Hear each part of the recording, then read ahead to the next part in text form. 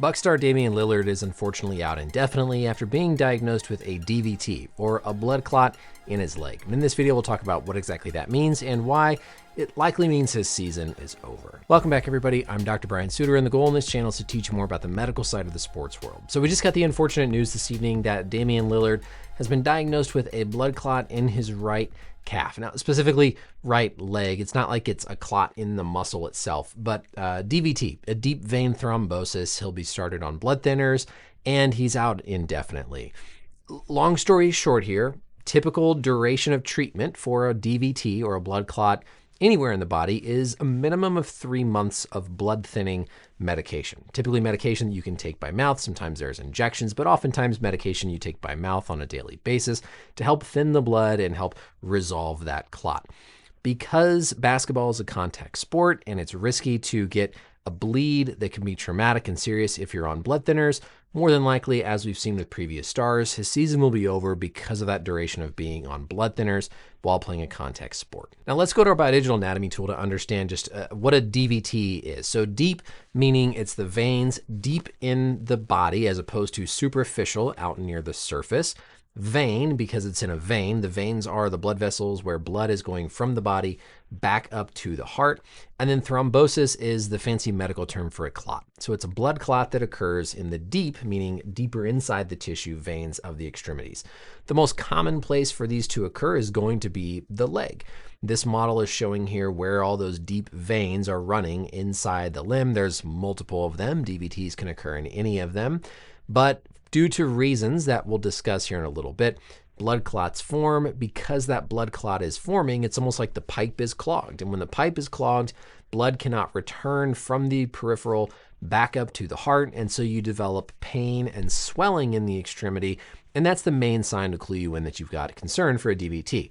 One side asymmetrically swollen, painful, sometimes red, because of that blood not being able to get from the outer part of the extremity back up to the heart because of that blockage.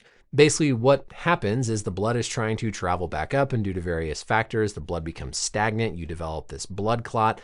Blood can't flow back up. The concern, it's not that the blood clot being there in and of itself causes damage necessarily, but the concern with these is that, yeah, you can cause pain, the swelling, etc. But more seriously, the clot can embolize, meaning it breaks off or travels further up into the rest of the venous system, and ultimately can travel up to the heart, get pumped out into the lungs, and cause a pulmonary embolism, which can be fatal. So the big concern is not so much the blood clot itself, but that if the blood clot progresses, yes, you can have more issues in the extremity, but more critically, that blood clot can break off. It can travel up the vein, back into the heart, get pumped out into the lungs, cause a blockage in the lungs, and that can be fatal. And so that's why these things are so urgent and so critical to treat. Like I said, you're going to treat it with blood thinners. There's a lot of variability in terms of what blood thinning medication, the duration, but on average 3 to 6 months is kind of the typical course for an uncomplicated deep vein thrombosis.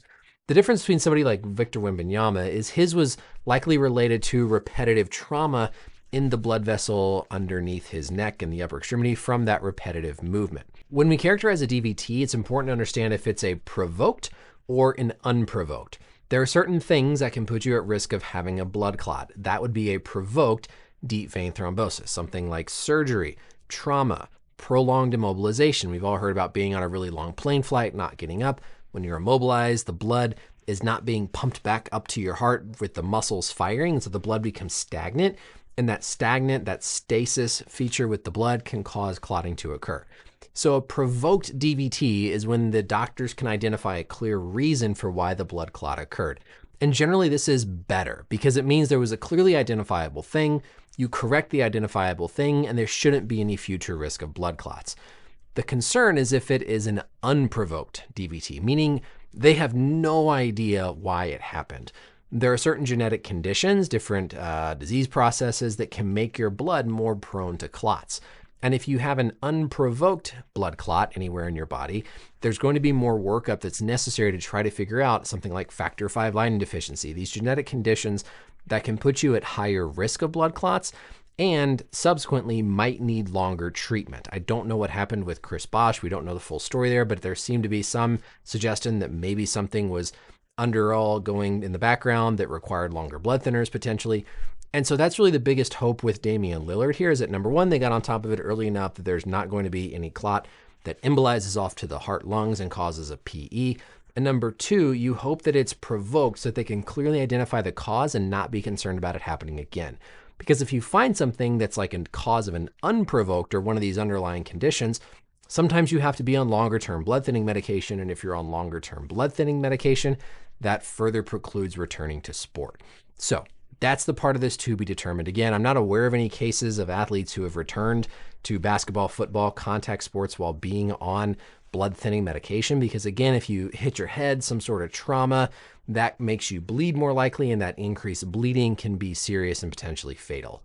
So that's why if we extend this 3 months out, I would not be surprised at all if Lillard's season is done. But blood clots, yes, it's not maybe as long of a recovery as like an ACL tear, but an ACL tear is not going to kill you.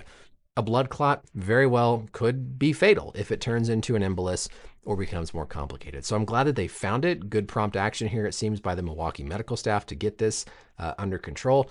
And to be determined now if we find an exact cause and then what will be next for Lillard. That's it for the video. Thank you as always for watching. Let me know any questions or comments down below. And until next time, we'll see you later. Bye.